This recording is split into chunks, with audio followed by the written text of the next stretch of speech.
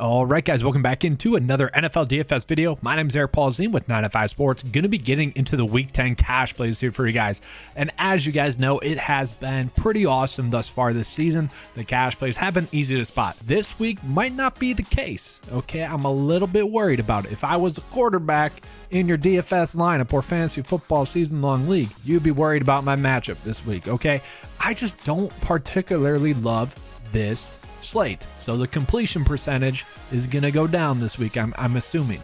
Where we've been, completing 90% of our passes, it might go down to 60% here. We'll see. My point is it is less of a fun slate because DraftKings finally correctly priced a slate. Thankfully, honestly, but it does make it a little bit more difficult. I kind of expect it to be a lower scoring week as a result. So we'll get into that right now. So starting off with the quarterback spot, I originally thought I was going to be on Josh Allen as a core play. The injury news kind of worries me, honestly. Like, he probably won't play, but if he does play, I worry about his touchdown upside, especially in the rushing department. I kind of think that could go to Devin Singletary. If you guys watch my ownership leverage video, you guys kind of know I think he could be a leverage-based play because he might get a couple more of those opportunities across the goal line and whatnot. But because of that, I've kind of just been ending up on Patrick Mahomes as my pay-up quarterback play. Now, the Jacksonville Jaguars, they're a fine matchup, but we can see, he has been very solid. I mean, he went for 24 and 30 DK points against two of the best defenses in general, and then he just went off for 38 DK points against a poor pass defense, okay?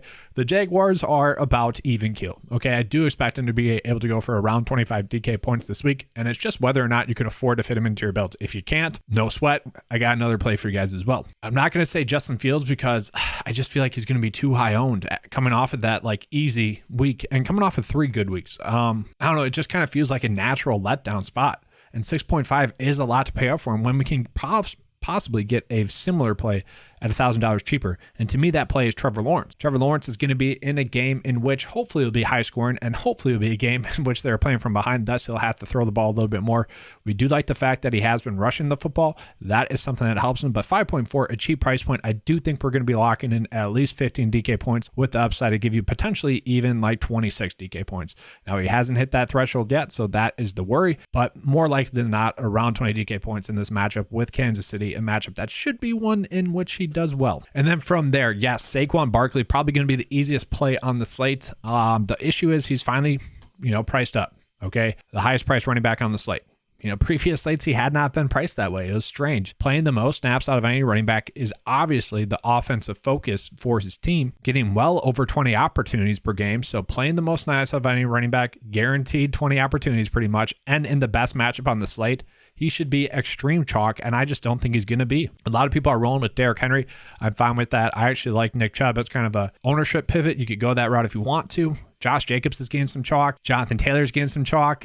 I actually don't mind Alvin Kamara. I kind of hesitated to make him the cover boy because I would say he does have a chance to bust, especially because he just did bust against Baltimore. Obviously, that's not what we want to see. I do think this game, however, is going to stay close between them and Pittsburgh, and thus, Alvin Kamara should be a good play. The targets should be there like they really weren't last week. The targets should be there. He is playing a lot of snaps as well, guys. Last week, he played the most snaps out of any running back at 88%. That is huge, okay? If we can lock in at least 80% of the snaps from Alvin Kamara this week, that is huge, okay? And the matchup is not one you're worried about. They should be able to pass on him. If he can get 12 rushing attempts, that is huge. The thing with it is we're not guaranteed to get 20 opportunities. We should be able to get 20 opportunities. The matchup's fine. I just love the amount of snaps that he's playing. So for now, I'm making him cash play with the thought that I could pivot from him because honestly, I'd rather play Travis Etienne at a little bit cheaper for price point. And I didn't want to use Travis Etienne again for the cover is pretty much what I'm trying to say here. And I don't want to play Travis Etienne if my quarterback is going to be Trevor Lawrence. It's kind of like last week where I'm like, well, Justin Fields is an easy cash play.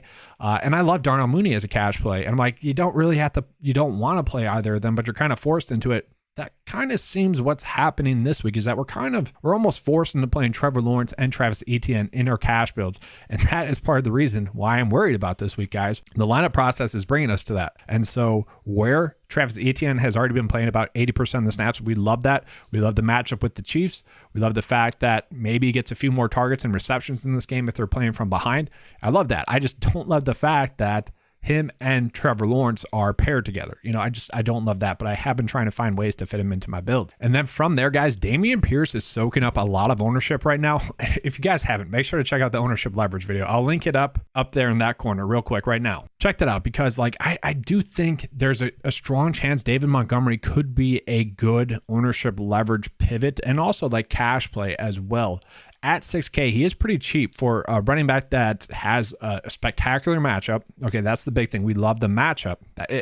This play is mostly based on matchup, but he is playing about 70% of the snaps. Can project him to get right around 18 total opportunities. So if you can get a few catches, maybe at 5 points in the receiving game, that would be huge, because then we just need about 8 or so points in the rushing game. Maybe he scores a touchdown.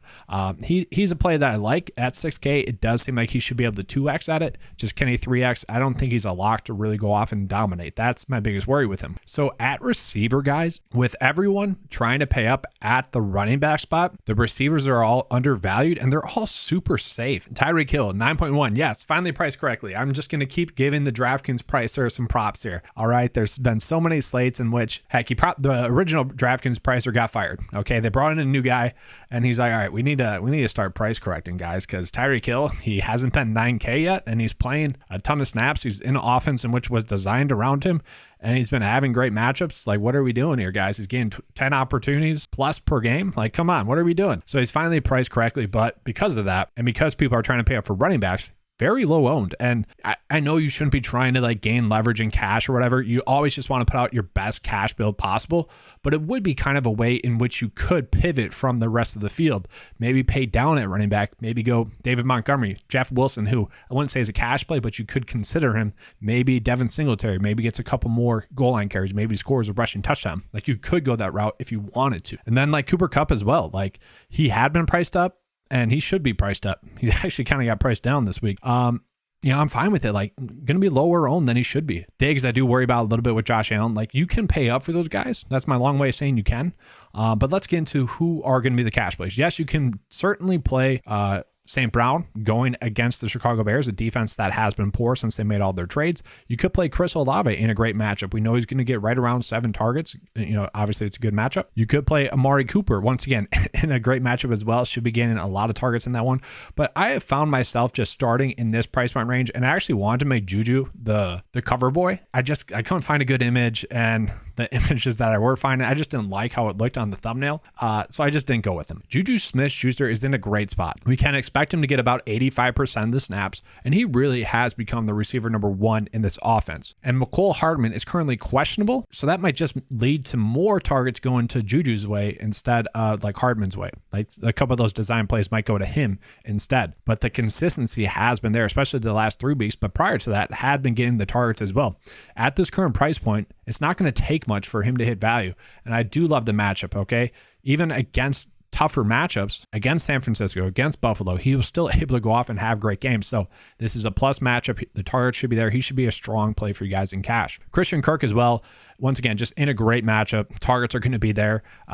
One of his best matchups of the year thus far. Got through the tough stretch of his schedule.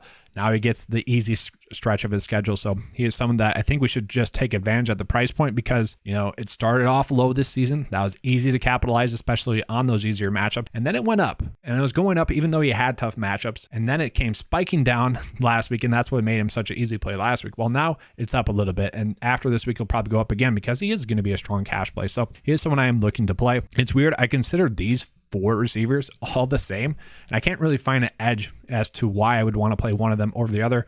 I would kind of prioritize them. Sutton, Johnson, Mooney, Judy. You don't have to play them. Rondale Moore also going to be a strong cash play, I think, on this slate, guys. He's playing 90% of the snaps over the last 3 weeks. That is huge, okay?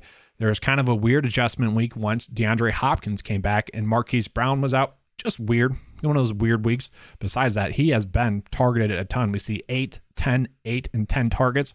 At this price point, he should be a 2x, maybe even a 3x play for you. If we get news that Chase Claypool is for sure going to play more snaps, not going to have a snap restriction in this offense, he would be a good cash play, but we're not going to get that news. So he's not going to be a strong cash play. And I will say, if Josh Reynolds is ruled out, did not practice today as I'm recording this. Let me just double check that. Yeah, so not practicing on Friday. That would mean Khalif Raymond could be a very strong price point play going against that Chicago Bears defense that, once they made those trades, has just been bad. He has been a decent floor play, especially given his price points for a while now. But he is playing about 90% of the snaps as well. We're getting 90% of the snaps in a great matchup at 4.4. That is going to be tough to pass up on. Donovan Peoples-Jones, great matchup, playing a lot of snaps, getting a lot of targets, a strong, safe floor play as well. And I do just want to call out Christian Watson. I'm sorry, guys. I know I've talked him up, especially last week. He got hit in the chest, on a reception. And they ended up pulling him out of the game kind of because of that new Tua rule where we got to be cautious with the concussions. It wasn't a concussion, so he should be a full goal in this game, a full goal against the Dallas Cowboys, especially looking at Allen Lazard still being banged up with that shoulder. You got Romeo Doubs out and Sammy Watkins just looking completely washed. Christian Watson, he should play like 60 to 80% of the snaps, maybe even more than that. He has looked like a stud in the minimal plays that we have seen him. Every time he touches the ball, it is eye-popping. It's like, yes, here comes a big play. And they have been big plays, okay? I think he is going to be the focus in this offense this week against Dallas. And especially if you think the Packers are going to be playing from behind, then there's more reason to play Christian Watson. At 3.7, man, that's a great price point. Okay, he should be a very strong play. And then tight end-wise, you're probably just going with Greg Dulcich. Should be an easy price point play. Yes, he's extreme chalk. If you guys want to fade him, maybe go with Cole Kmet or something. I don't think you need to do that, but you could. Another kind of potential player you could go with instead is going to be Foster Moreau, who the last 3 weeks has played 90% of the snaps.